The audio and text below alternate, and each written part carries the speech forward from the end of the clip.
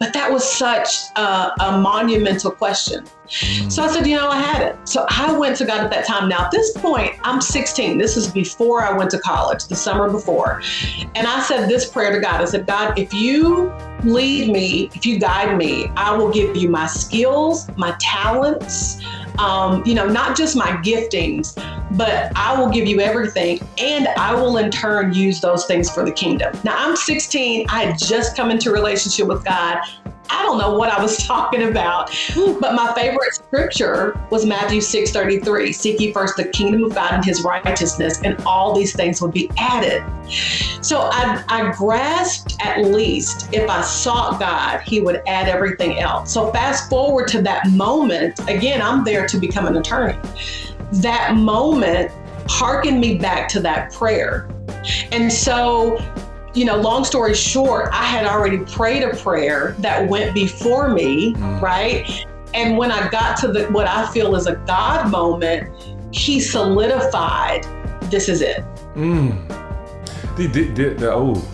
That's, that's powerful. Like, one, to just be so young and to have such a lucid prayer, right? It's just like almost like I didn't even, like he gave me the words. Like, don't even worry about that. I'm gonna give you the words to speak when you go before him, type of.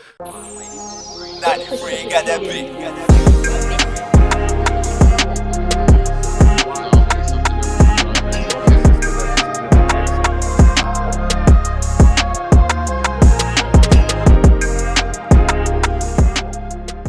What's going on, family? It's your brother Lawrence here with another episode of Watch God Work.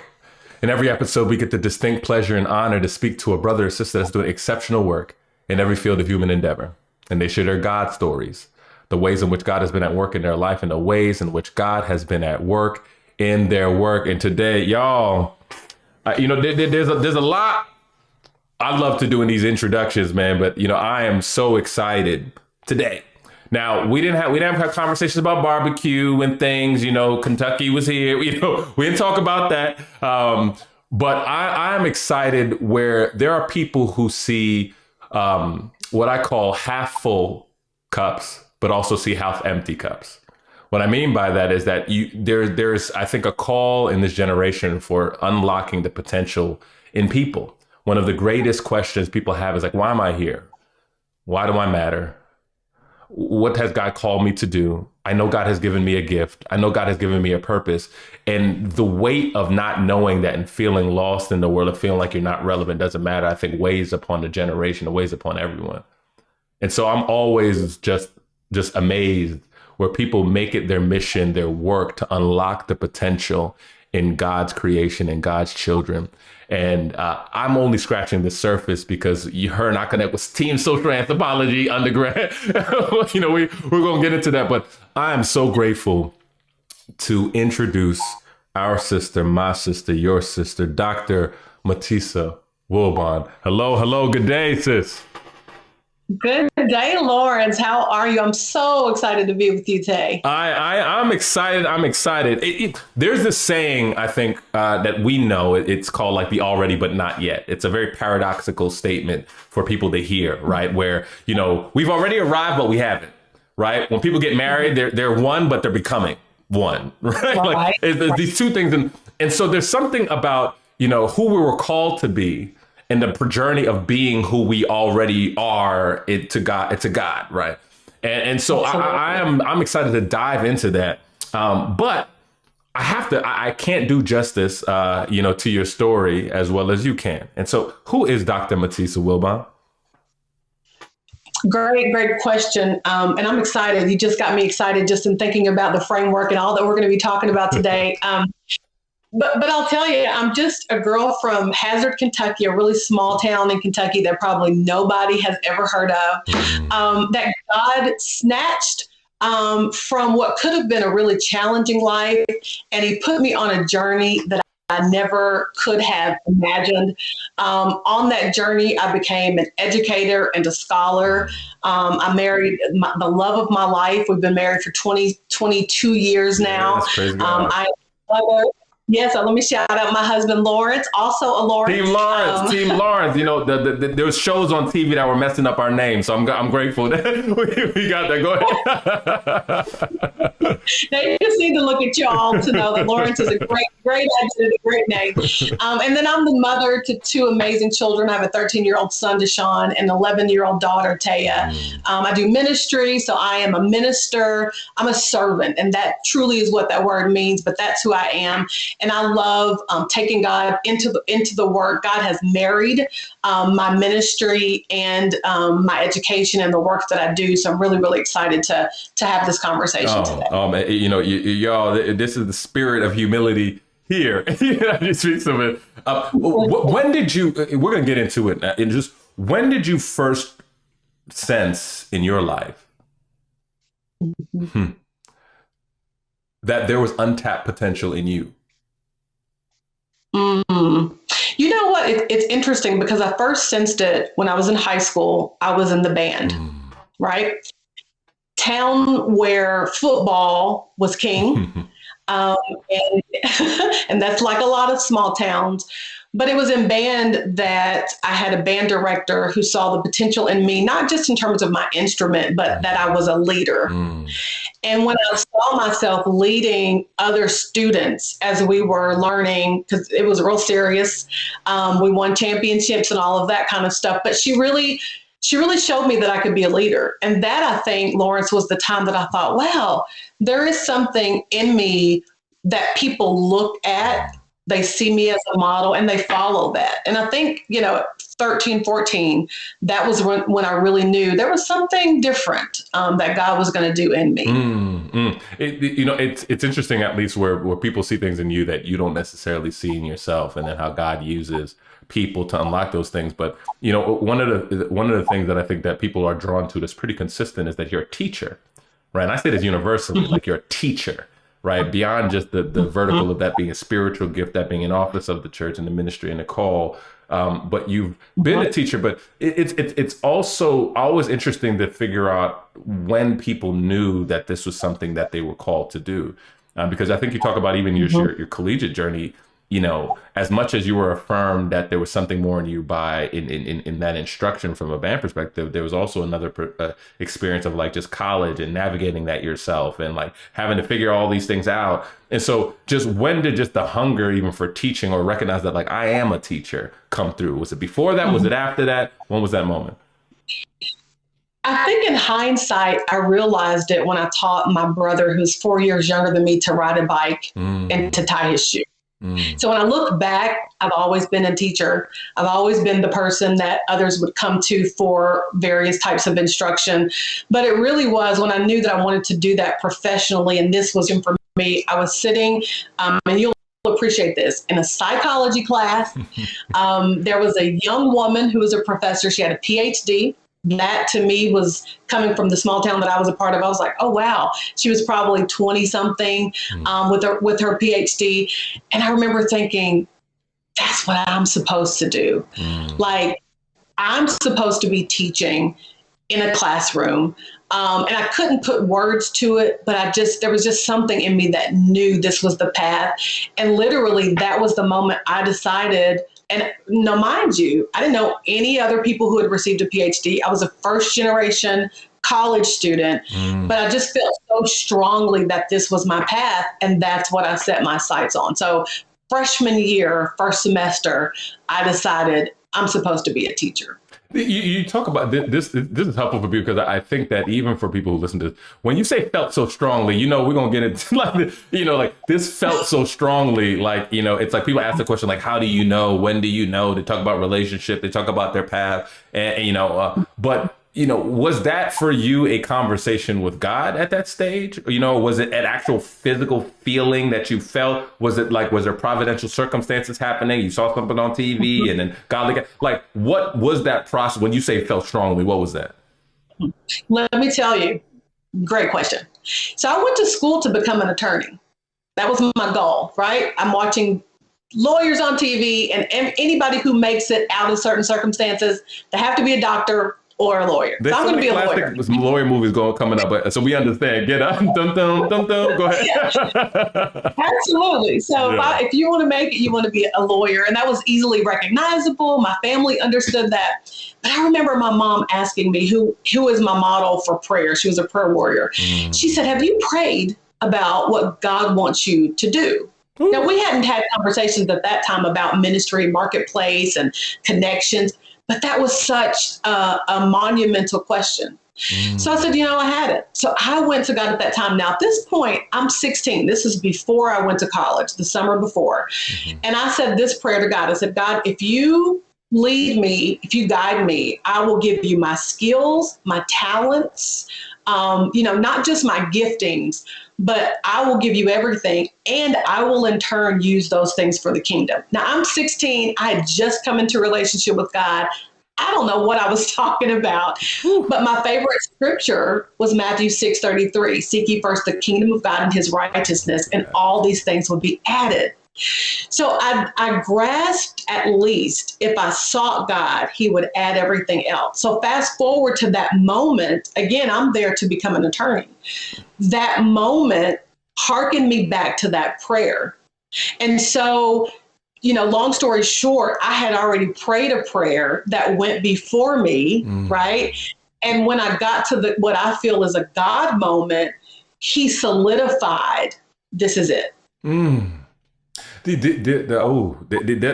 it's powerful. Like, one, to just be so young and to have such a lucid prayer, right? It's just like almost like I didn't even, like, he gave me the words. Like, don't even worry about that. I'm gonna give you the words to speak when you go before him, type of conversation, right?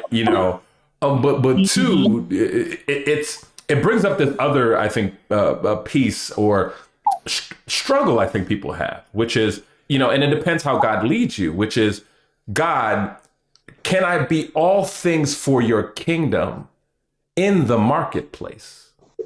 Yes. Or there's some streams, even just kind of like ecclesial streams of things that believe like they're secular and then they're sacred. And then the sacred doesn't include the marketplace. And I'm like, my theology don't necessarily align with that. But, did you already, even when you asked that prayer, did you already just get a sense that God was saying, okay, I want you here, but I also want you, I also going to call you into vocational ministry in this space, right? Because I think a lot of people wrestle with that because one, capacity, I think sometimes the fallenness of work impacts ministry. So if people feel burnt out, they can't do both with excellence. Just like, how did you think about that at that time? And then how did it even evolve?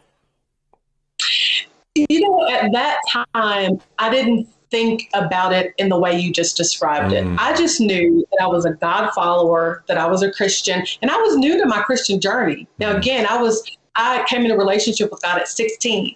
By 17, I made the decision based on what I felt was a God call or unction to become a teacher. And then a year later is when I decided to do sociology. Right. That was when I took my first sociology class. I never had sociology. So in this stream of events, I don't know that I quite connected it in that moment, but later on, absolutely, because I also had been doing ministry as a young woman, turning the campus upside down for Christ. Honestly. So I was pursuing a path that nobody had taken. Nobody had gone on to graduate school even.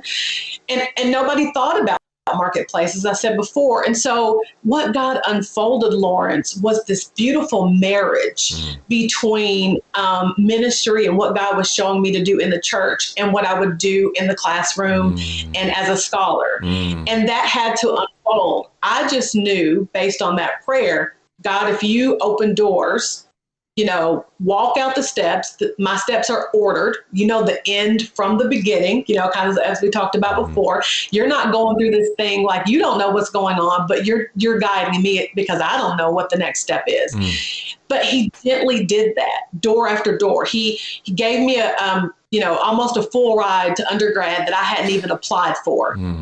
That's how I knew how to go to college. He gave me a 3-year fellowship to Ohio State, which is where I did my graduate work. You said Ohio State without saying the The Ohio State doctor. The Ohio State doctor. Come on now. Keep going. Keep going. Right. The Ohio State. But, things that nobody else really knew how to navigate for me, God just put supports and networks in my life to open that door. And so I said, okay, God, I'm going to walk through this door. And so as he steered me and directed me, he showed me, I'm going to use all of you everywhere.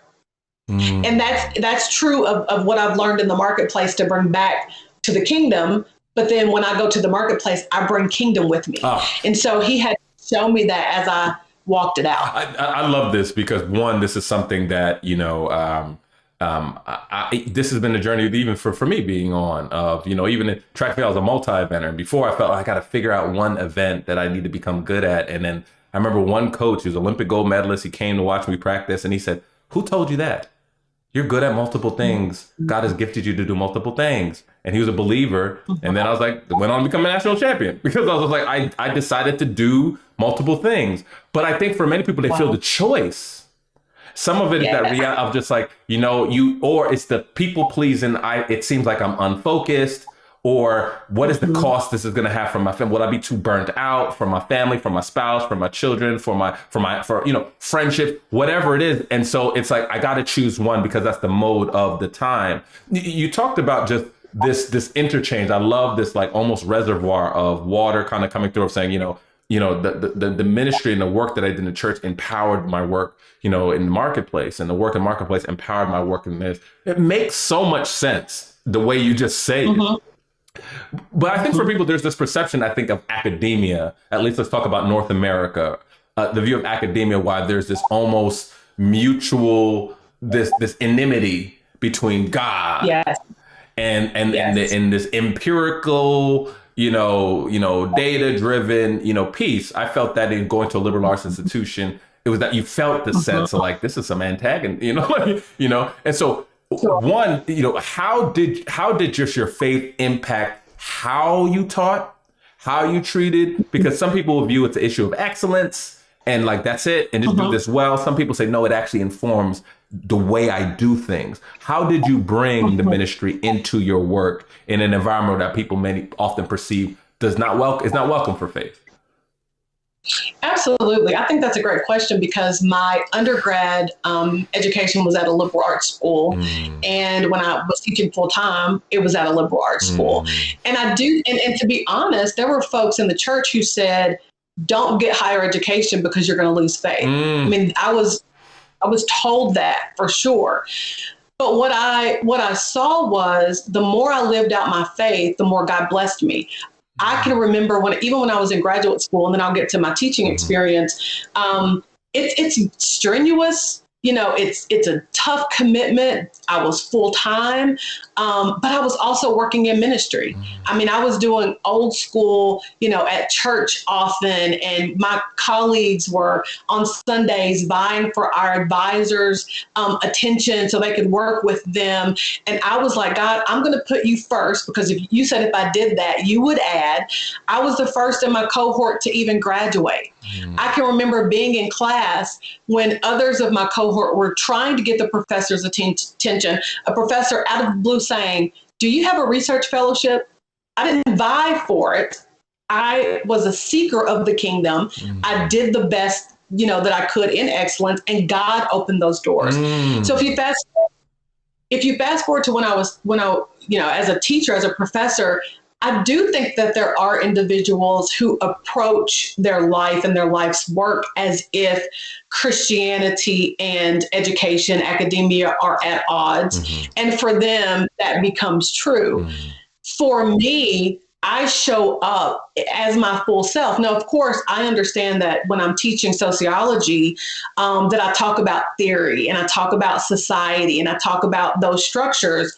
But I also contextualize the fact that for me, God created the world, right? And all of those that are within it. And so that informs the way I treat students, whether I agree or not.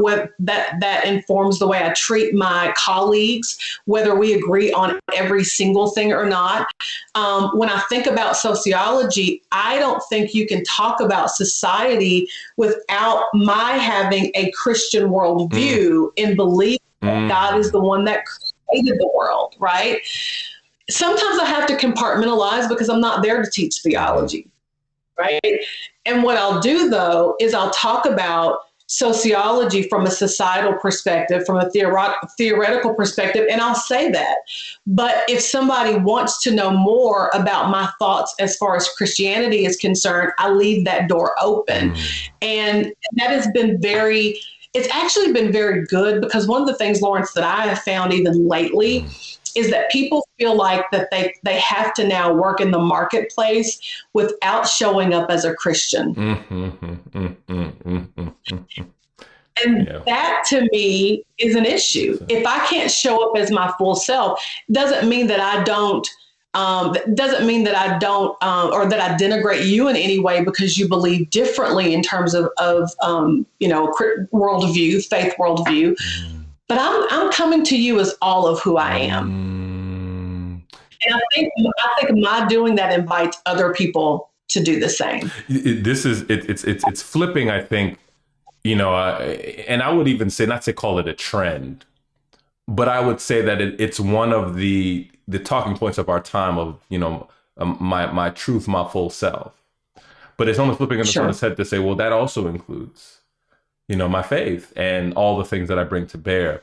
There's been this conversation, I think, on the interwebs, I would say, but I think in kind of our social, our communities around empowerment, and like there's been two kind of extremes of it. And as you kind of talk about just the importance of like your gifting and bringing your full self, do you find that more of your work with women is more like it's like excavating and like clearing scales? Because even when you talk about your journey, it's like God was opening doors, God was leading, God was empowering, God was doing these things. I just needed to see it and then have the courage to walk in it and have the belief that God was doing this, anchored by these prayers. And obviously you wrote about this and the importance of prayer, right? How do you view your work, right? Is it like power's already there, I'm excavating, I'm clearing scales so they could see, as opposed to giving you something that God has already given you? How do you approach this conversation around empowerment?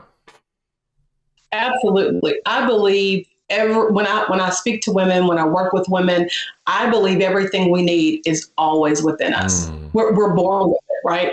God gave me a message not too long ago. Well, it's been some years now, but I remember there was a point in my life, after all of the accomplishments, everything God had allowed me to do, I kept thinking, but why me? Why am I, why not this person? And when you do that, it's almost feigned humility, right? That's really it's really insecurity.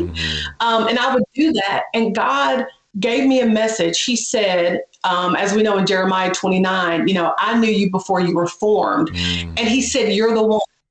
You're the one. And what that showed me is everything in call that I'm walking out now, talking about this idea of becoming, although you already are. I believe that we are everything God wants us to be, but that through our journey, through our discipleship, through our education, that he is helping us, to refine those things that he's already put in us. So for these women, one of the things that I often tell people is you need to change the soundtrack to your life. You need to change the story, right? Everything we've been through, every experience has been to peel off another layer, to help us to become more of who God has created us to be. And I find that when women start to see even the challenging things that they've been through, and they look at it through the lens of all things work together for good, then they can see even that is helping me to become more of who God is using in the now moment. So to your point, I think empowerment comes from our understanding our identity in God, our understanding that God has created us before we were formed in our mother's wombs to be who we are now. But that when we stop reciting, the woulda, shoulda, couldas, or all of the challenging things, and we start repeating who God has created us to be, we'll show up as that.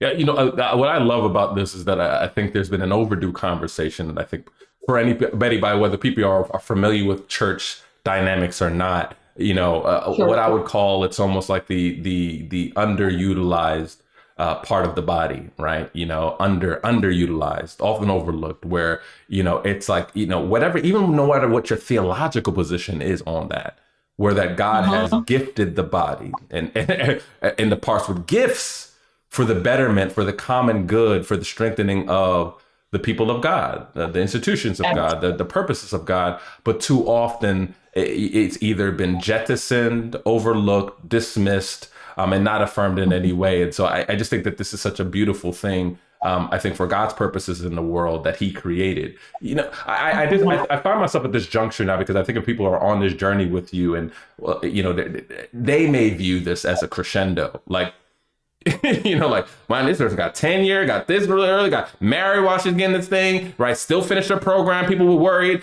All this stuff is, like, you did all these things, had the children. She has it all, like, or I can imagine that, like, they can view that, like, how does she keep her awe of God? And so, kind of at that moment where you're doing well, you're teaching, right? You're having this position, you're serving in ministry.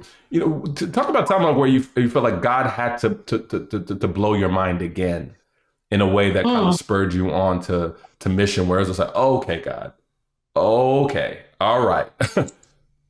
I have a definite story for that. And let me just say, I'm going to answer that. Let me just say really quickly, I love what you were saying about even if you have a different worldview. A lot of my students, some of them are Christian, some of them are not, a lot of the folks that I work with. So it's really understanding, that we still all have purpose, however you believe, to your point, that we have been created for something. We have been created for purpose. And that's what, for me, empowerment is, helping people find their purpose. To answer your question, 2017 was the time that God had to, make me pivot almost against my will, and B, blow my mind in the pivot. So in 2017, long story short, my mom had breast cancer and it metastasized. So, I'm flowing along. I'm being actually groomed for administration. I was on my way to working my way up to becoming a president of the university. I'm doing it. My mom gets sick in 2016. And I drop everything. My husband was like, go. Our children were young. I took a leave of absence from school and came to Atlanta to be with her. The goal was for, God to heal her, restore her, for her to get well. My husband and I were then going to relocate, have her live with us. Again, we're going to live happily ever after. Well, time goes on and it becomes clear that she's not going to outlive this, right? 2017, March of 2017, she transitions. And so I have to make a decision now. I've taken a leave of absence. My school was phenomenal, but all of my family were in Atlanta. She is the matriarch of our family. Who now is going to take that position? And often that's what happens within families.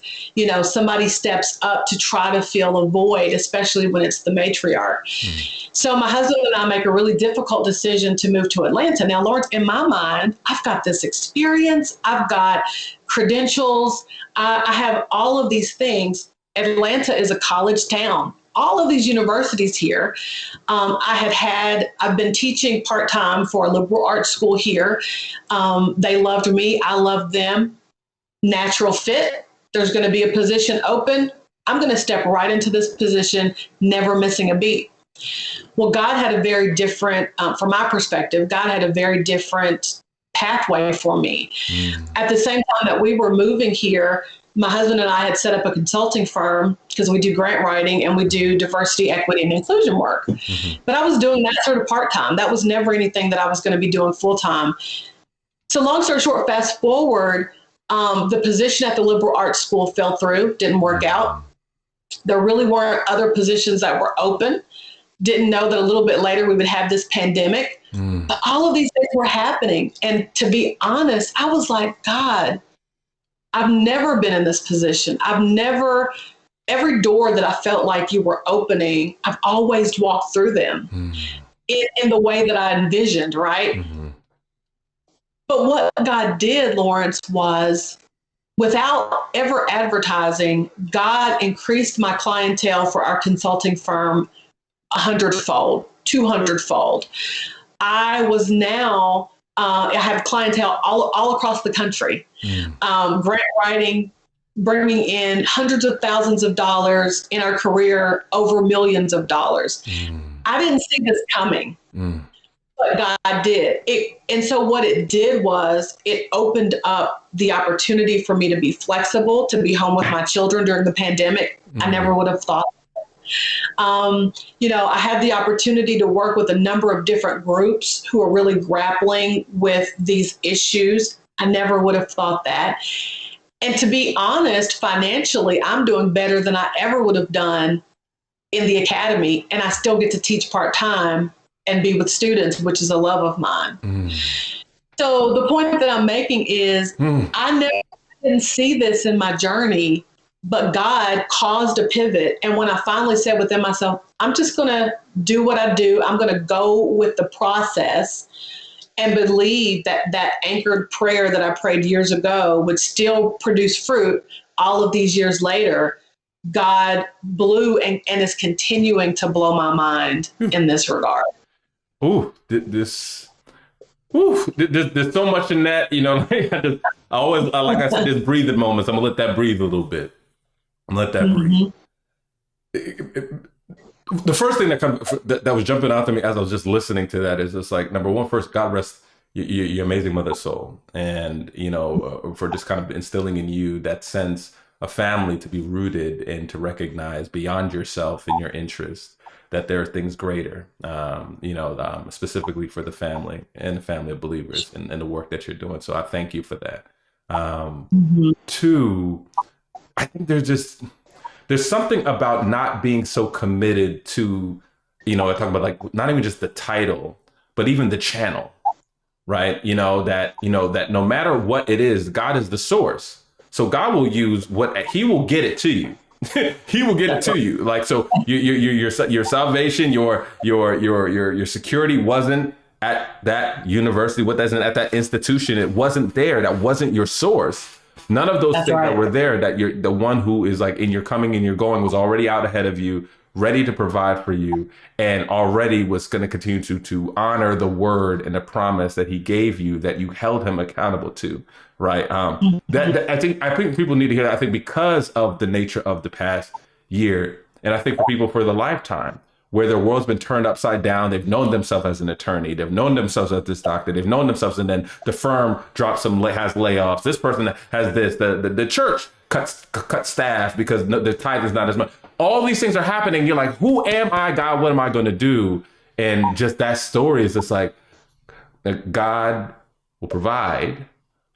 If you believe, and that you're also open, because I think this is kind of my next piece around this, is because you sound so free, and I think isn't that the gift? Isn't that the what we're invited into for if when you're giving your life to God, is like you sound so free, like, okay, God, whatever you'll have me do. And some people may go and try to take this narrative, but like, okay, how does this connect? And the DIEI connect with this, and then teaching and this and this. I'm just free to do and be used however I need to be used.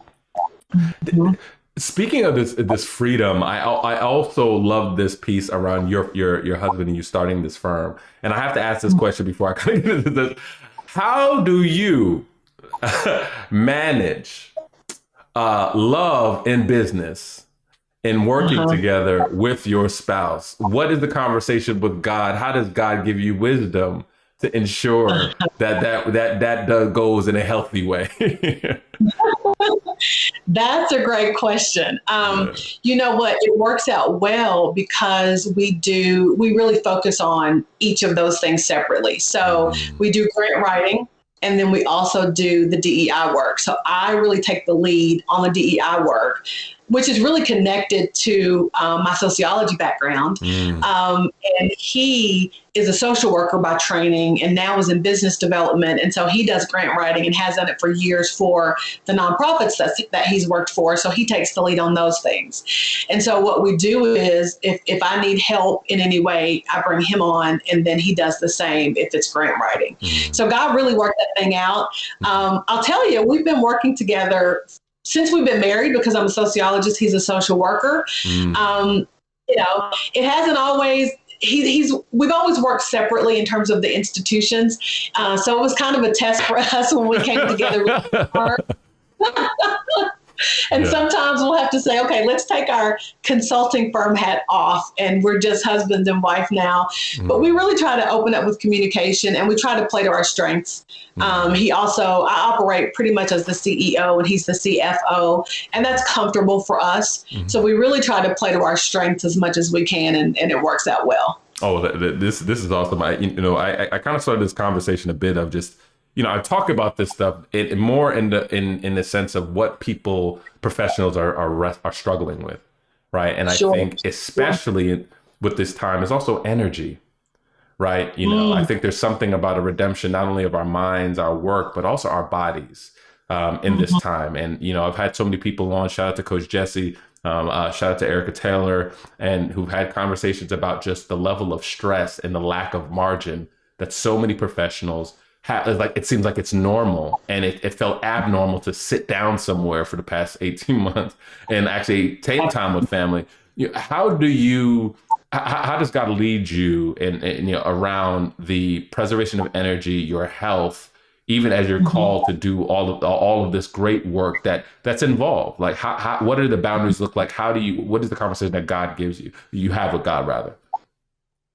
It's tough. I mean, I really appreciate you for raising this because especially at the beginning of the pandemic, nobody knew kind of what was going on. We did the homeschool. Our children were here. My husband and I actually have been working from home together this whole time. He's about to go back into the office. And so the first thing that I started to do was to think about my body, to think about my family's health. I predominantly do cooking, although my husband he does as well. And so the first part of it, I actually became vegan. Watched a lot of Tabitha Brown. Oh man, and that's your business, man. That's your business, right? That's my business, and so she taught me a lot about vegan. She's an amazing soul. Yeah. She's an amazing soul. I love watching her for a number of reasons, but I really started eating better. I started running, so now I run. Just really trying to make sure that I'm taking care of my body, and I do as much as I can. Also with our children and my husband, we take walks. Sometimes we're not perfect at it. My children swim a lot. So now that they've stepped up a bit, they're swimming. And so we're just constantly in conversation about making sure that we're taking care of our health, because you're right. There was a point where we were working more than we would work, to be honest, at our 9 to 5 or at his 9 to 5, because we could do it all day. We could do it on the weekend, just whenever those deadlines hit. And sometimes I'm still doing that, but I'm just being more cognizant about what I'm putting in my body. We practice mindfulness, which isn't something that a lot of people talk about.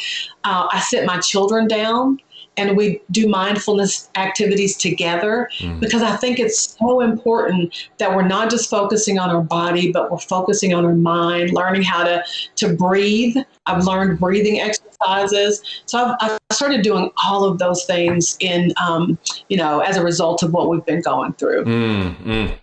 I think it is a beautiful thing and it's a powerful thing, right? I think it's often neglected, right? I think we see this, the fancy word for people who not like it theologically, where there's this separation of this piety, the praxis, and like it's like the orthopraxis and the orthodoxy, right? Like the belief versus the actual practices. And so, we can care about souls, but not actually care about the tangible needs of people. But there's also kind of the internal piece, which is God cares about the physical. God, that's part of it points to something. about us, the imperishable thing that we will all put on. I'm grateful for just kind of this conversation, but I want to give you the space because I think particularly those who teach, who God has given the gift to smell like sheep, I say, like David, like you're out touching and helping and having conversations one-on-one. You're also gifted to teach. There's this view of these times, if God gave you a megaphone and you had to sit, and every single woman were sitting in the front, but men were in there too. And you had to just speak into these times and you say, this is what I'm sensing God wants to tell you. What would you say to sisters in this time that you feel just God is telling you to share? I would say not to lose focus. One thing that happened with the pandemic, our attention has become so divided, and it's not just the pandemic, it's everything that's happening in the world around us. People have become fearful, things have become political, things have become very divisive. And I would really hearken us back, not just to pre-pandemic, but to center ourselves as a person of faith. I believe that starts with prayer, that starts with meditation, that starts with, really centering yourself to hear. And I would just tell women, I would tell anybody who's in the audience to make sure that they're taking time to do that. We are living in a society where we're inundated with everybody else's thoughts, whether it's whether it's in the news. People around us are telling us what to believe, who to believe, how to believe, to take the vaccine or not, to be in person or not, just all of these different things. I would just say, once we center ourselves, going back to what we talked about before, what we need is in us, right? And especially, I think for me, having a relationship with God, having a relationship with somebody bigger than me, when I center myself and really listen, I know the steps to take. I don't have to allow all of the noise and all of the chatter to come into my mind. But when I focus, I'll know what steps to take. And lastly, I would say, we all still have a purpose. This time doesn't change that. What we've gone through should actually strengthen that purpose.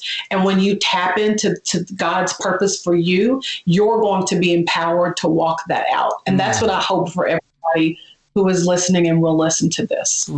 That is the word. I think when our fragmented attention, that's made it even hard to focus, to hear all that's in you. It always said is it that God's not speaking or your life is too loud, right? And I think that there's a lot of noise, and I think this is such a needed word and timely word.